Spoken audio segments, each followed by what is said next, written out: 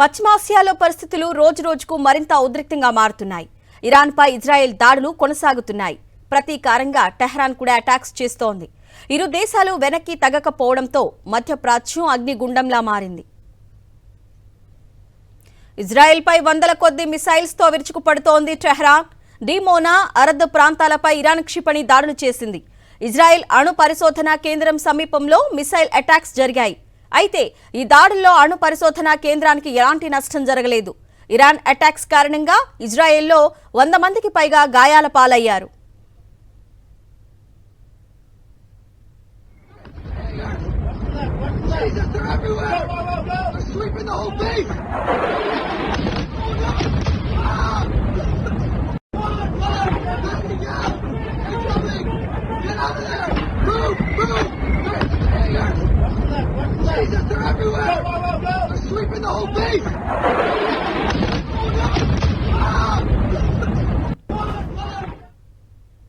దీనికి ప్రతీకారంగా Israel, America దళాలు Tehran చుట్టూ ఉన్న బాలిస్టిక్ మిసైల్ తయారీ కేంద్రాలపై బాంబుల వర్షం కురిపించాయి.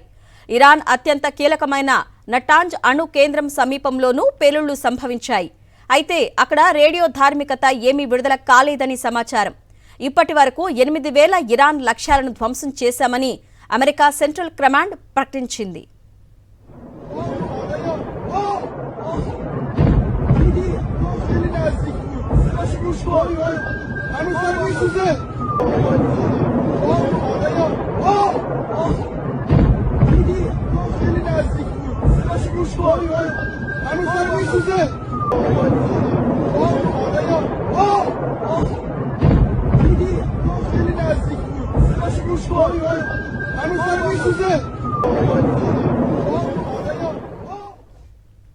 గల్ఫ్ దేశాలపై ఇరాన్ దాడుల నేపథ్యంలో సౌదీ అరేబియా కీలక నిర్ణయం తీసుకుంది.